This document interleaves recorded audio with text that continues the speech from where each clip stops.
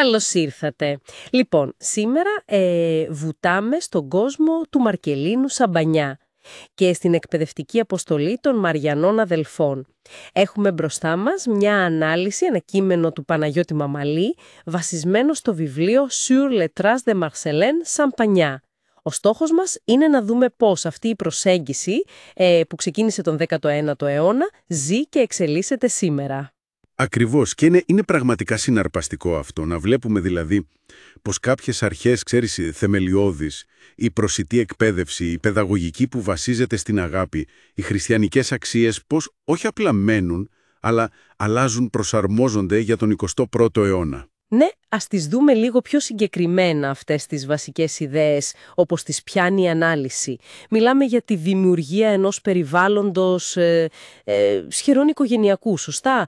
Την ευαισθησία για τους πιο αδύναμους μαθητές. Τις αξίες χριστιανικές και ανθρωπιστικές. Μάλιστα.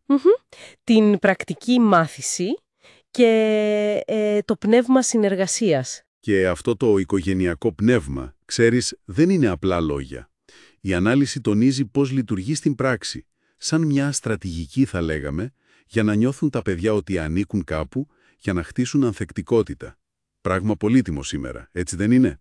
Αφορά όλο τον άνθρωπο, νου, καρδιά, δράση. Και εδώ είναι το ενδιαφέρον.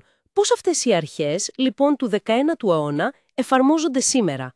Η ανάλυση λέει για νέες τεχνολογίες, είδα, τεχνητή νοημοσύνη, STEM. Ναι, ενσωματώνουν την τεχνολογία. Αλλά, και αυτό είναι κρίσιμο και το τονίζει το κείμενο, η τεχνολογία μπαίνει σαν εργαλείο στην υπηρεσία της σχέσης δασκάλου-μαθητή. Όχι για να αντικαταστήσει την ανθρώπινη επαφή. Καταλάβες, είναι μια συνειδητή επιλογή αυτό. Κατάλαβα. Κόντρα λίγο στο ρεύμα ίσως. Κάπως έτσι ναι.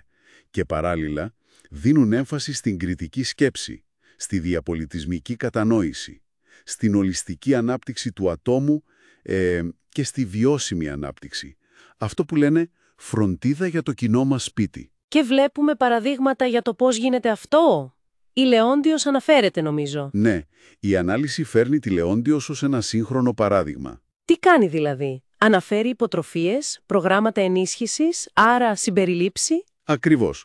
Συμπεριληπτική εκπαίδευση. Και μετά τα πρακτικά της ψηφιακής εποχής, AI Lab, STEM. Μάλιστα. Αδιεθνείς συνεργασίες, μέσα από δίκτυα όπως το Champagnat Global και η περιβαλλοντική συνείδηση με την πιστοποίηση EcoSchool. Άρα προσπαθούν να τα εφαρμόζουν όλα αυτά, τις αρχές, στο σήμερα. Ναι, και μάλιστα η εμβέλεια είναι εντυπωσιακή.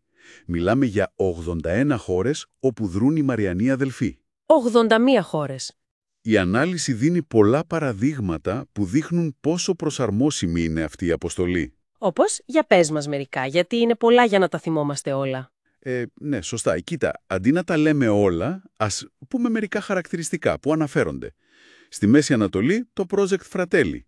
Εκεί δουλεύουν με παιδιά πρόσφυγες. Εκπαίδευση, στήριξη, οικογένεια σε πολύ δύσκολες συνθήκες. Καταλαβαίνω. Στην Κολομβία, στο Μεντελίν, έχουν επαγγελματική σχολή, το Marist Vocational School, για νέους από δύσκολες περιοχές.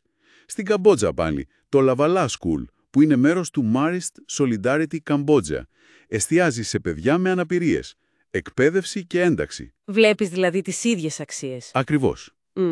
Αλλά με διαφορετική εφαρμογή ανάλογα με τις ανάγκες. Ναι. Από την υγεία στο Μπουρούντι μέχρι προγράμματα ειρήνης στη Σρι Λάγκα, προσαρμογή στις τοπικές ανάγκες. Και μέσα σε όλο αυτό το παγκόσμιο και προσαρμοστικό πλαίσιο, ο δάσκαλος παίζει κεντρικό ρόλο, φαντάζομαι. Παίζει καθοριστικό ρόλο. Η ανάλυση του Μαμαλή το τονίζει ιδιαιτέρως αυτό. Μιλάει για την ανάγκη αναγνώρισης της δουλειάς τους, για συνεχή εξέλιξη, για κίνητρα. Και οικονομικά και ηθικά, εννοείται. Γιατί αυτοί είναι που καλούνται να ζωντανέψουν τις αξίες του Σαμπανιά κάθε μέρα στην τάξη και να καινοτομούν. Σωστά. Επίσης, ενδιαφέρον έχει πώς περιγράφεται η ηγεσία στα ιδρύματα αυτά.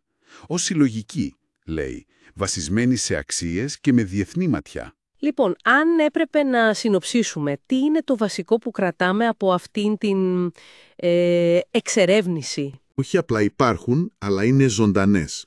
Υιοθετούν τα νέα εργαλεία, την τεχνολογία, αλλά κρατάνε τον άνθρωπο στο κέντρο. Αυτό είναι το κλειδί. Και ταυτόχρονα η δράση τους απλώνεται παγκόσμια, αγγίζοντας μεγάλα κοινωνικά θέματα, φτώχεια, πρόσφυγες, περιβάλλον. Η έμφαση στην ολιστική ανάπτυξη, στις αξίες, στην κοινότητα παραμένει σταθερή. Μάλιστα. Και για να κλείσουμε, η ανάλυση αφήνει ένα ερώτημα έτσι, για σκέψη, που είναι πολύ επίκαιρο θα έλεγα. Πώς μπορεί σήμερα η εκπαίδευση να βρει αυτή την ισορροπία ανάμεσα σε αυτές τις διαχρονικές αξίες που είδαμε, την τεχνολογία που τρέχει και την ανάγκη για παγκόσμια κοινωνική ευθύνη. Πώς θα φτιάξουμε τους πολίτες του αύριο σε έναν κόσμο που αλλάζει τόσο γρήγορα? Αυτό μένει νομίζω να το σκεφτούμε.